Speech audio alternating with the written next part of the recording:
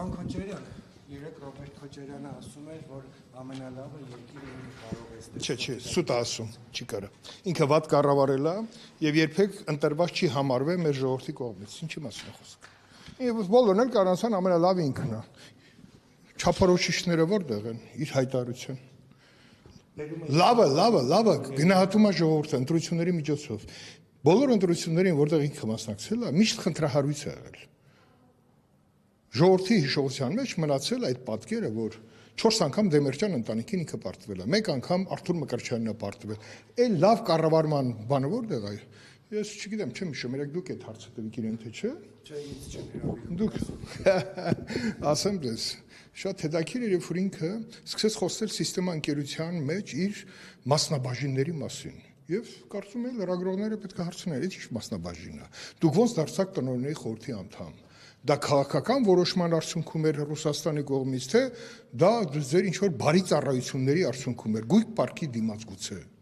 Եվ հիմա էլ, եթե ես երեք հասկացա, որ սիստեմային տրված է հնարավորություն նորից տնօրենի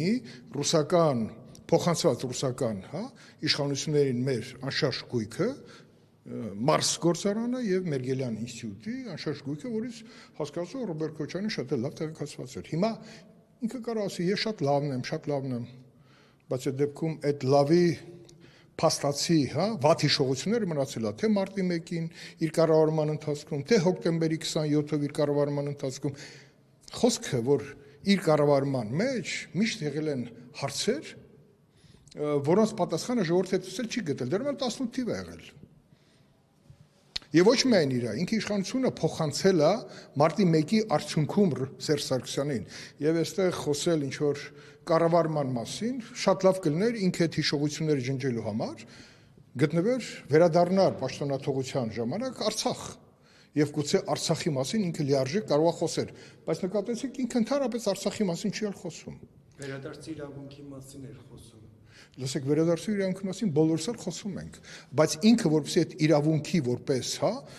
առաջամարտիկ վերջին հաշվով ինքը եղել է Արցախի նախագահի պաշտոնում։ Ինքը այստեղ պաշտոնաթողությունից հետո պետք է գնար այնտեղ, որտեղից եկել է այստեղ։ Ինքը չի գնացել, ավելին, իր թորները ծնվել են Միացյալ Նահանգներում։ Երեք ինքը նորից խոսում էր, որ Միացյալ Նահանգները այս խաղաղության օրակարգում անելիք չունեն, ոչ չունեն։ Էլ իր պատկերացումները աշխարհակարգի հետ կապված որտեղ մնացին։ Ուզում ասեմ, երեկվա ասուլիսով գուցե մեր ժողովուրդը շատ լավ հասկացավ, որ Ռոբերտ Քոչյանը օր առաջ հայտարարեց իր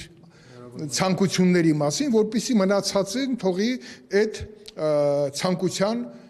տիրույթում։ Ինչպիսին, ասենք, այդ շարժումը, նոր շարժումը, Սրբազանը չէ, Սրբազանը արդեն ավարտվել է։ Մյուս շարժումը, մեր ձևով մյուսները կողմնորոշվեն, որ ինքը իր անձի ցանկությունների հետ կողմնորոշվեն։ Նաև հայ հեղափոխական դաշնակցությունը, Հայաստան դաշնքի մյուս թևերը, ուզում ասեմ, որ երեկվա ասուլիսը ընդհանրապես մի խնդիր էր, որ օր առաջ ես հայտարարում եմ, որ ես կամ։ Բայց այդ լինել չլինելը մեր ժողովուրդը որոշել է 18 թվին։ Դա եթե ինքը կա, սա որոշակի առումով մտահոգում է ԿՊ-ին, թե ոչ։ Նախ մեզ մտահոգում է այն դատավարությունները, որը այդպես էլ դատաքննական փուլ չեն մտնում։ Մեր ժողովրդին է մտահոգում ընդհանրապես Ռոբերտ Քոչարյանի հետ կապված անշարժ գույքի այդ ցանկերը եւ այլն, իր ընտանիքի, իր պահվածքի, իր կառավարման տարիներին առաջացած այս խնդիրների բոլոր թեմայով խոսում ենք, այնտեղ խնդիր է։ Ուզում եք խոսենք գույք պարկի դիմաց խնդիրը։ Տեսեք, ինքը ասում է, դրանք լավագույն գործարքներն են, ո՞նց է լավագույն։ ԶՊՄԿ-ի մասին խոսում եք, ասում է, դա ամենահրաշալի գործարքն է, բայց չի ասում, այդ հրաշալի գործարքի արդյունքում տարբեր պաշտոնյաներ ոնց դարձան փայատեր նույն գերմանական ընկերության կառավարման միջավայրում։ Վայ Հակոբյան հիմա որտեղ է։ Ոնց դարձավ փայատեր պղնձամոլիբդենային կոմբինատում։ Կարան ինձ ասեն։ Մի պայել ասում եմ վերտալյոտով գնում եմ, ուղղաթիռով գնում եմ, գործի գալիս եմ։ Հետո երբ որ հարցրեցի, բա ոնց ասես, վայ այդ վարձակալում էինք։ Մինչև այդ հայտարարում էր սեփականը։ Ուզում ասեմ, Ռոբերտ Քոչարյանի կառավարումը միշտ եղել է խնդրահարույց։ Սկսած իր տեղեկանքից, կեղծ տեղեկանքից։ Ինքը չէր կարող չէ մասնակցել Հայաստանի ընտրություններին։ Եվ հիմա էլ ինքը խուսափում է այդ հարցերից, որովհետև հրավիրում են լրագրողների, որոնք այդ հարցերը չեն տալու։ Երեք ես հետևել եմ որոշ հարցերի, երբ որ հարց տրվեց, բա դուք այդպես որ շատ կարևոր մարդ եք համարում ձեզ, ձեր կառավարման տարիներին եւ արտաքին խաղացողների, հա, հետ ձեր հարաբերությունները, բա ինչ եք արել այդ մեր ծանր օրերին։ Լավ, Արցախում եք, ինչի դուրս եկաք Արցախից, պատերազմի ժամանակ 44 օրյա։ Մնայք այդտեղ։ Ոչ մի բան, եթե չէիք կարող անեք որպես կառավարիչ, որպես